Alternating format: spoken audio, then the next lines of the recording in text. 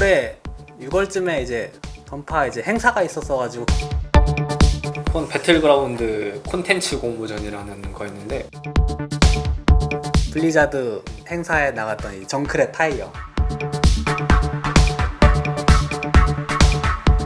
이제 저희 팀은 2016년부터 이제 원형도 하고 모형 쪽 관련해가지고 작업하면서 이제 보통은 개인 작업을 주로 하고 있다가 프로젝트가 좀 큰 게 들어온다거나 이런 행사가 있으면 일을 나눠가지고 진행하게 되는 거죠.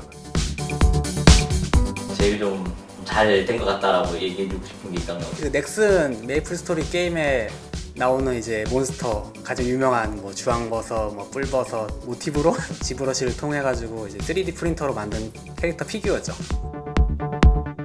비석은 어떻게 만들게 된 거예요? 캐릭터 사망할 때 하늘에서 떨어지는 비석인데 메이플 스토리를 한 번이라도 했다면 무조건 한 번은 보게 되는 그 네. 아이템입니다. 메이플스토리 즐겨 하셨어요? 저는 고등학생 때까지 제 인생을 바치다가 이제 저도 이제 한창 하고 공방장님은 저는 리즈 세대.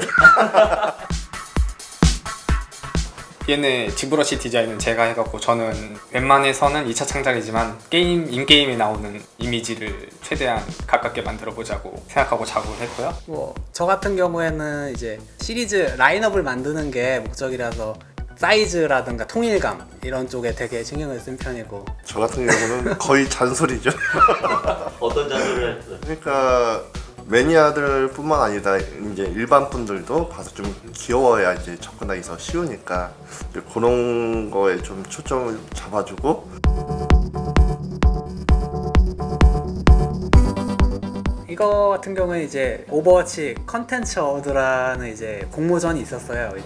이제 그 행사 주제가 그 신작 그 캐릭터였었거든요. 애쉬라는 캐릭터인데 궁극기를 쓰면 이 로봇을 집사를 소환하거든요. 근데 그거랑 터미네이터를 보면은 이제 그 아는 T800이 이제 존 코너의 아빠 역할 같은 느낌을 해주잖아요. 2에서 모티브를 삼은 거죠. 애쉬라는 캐릭터를 위해 희생하는 그런 흉상을 만들게 된 거예요. 이것도 의뢰로 들어온 거예요? 아니요, 개인적으로 이 터미네이터 이번에 지금 개봉하는 날 가가지고 영화는 안 보고 얘만 사가지고 왔습니다. 가서 물어보면 영화를 꼭 봐야 되냐요? 그러니까 안 봐도 상관없다 그래서.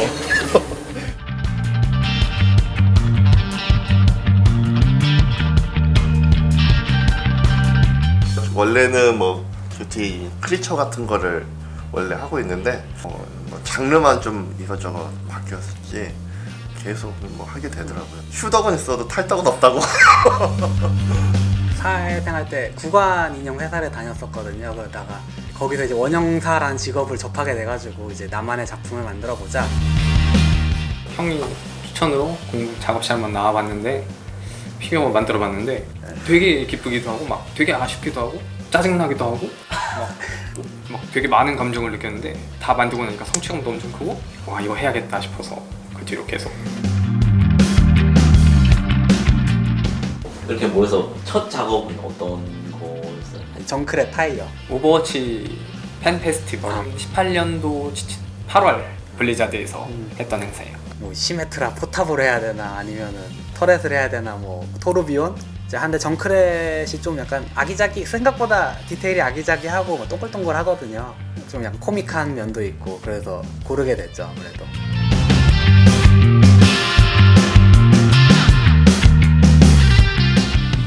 일단 좀 더 지금 봐도 아쉬운 부분이 많은데 그런 부분 인체라던가 아니면 프로그램 다루는데 좀 더 능숙해져서 더 멋진 작품들을 만들고 싶고 저 개인 스타일로 저만의 스타일로 이제 저만의 작품군 만들어서 이제 이걸 사람들에게 선보이고 이제 이런 거 많이 쌓아 올려서 이제 언젠가는 좀 이제 저만의 캐릭터 뭐 저만의 세계관 이런 거를 만들어 보고 싶다.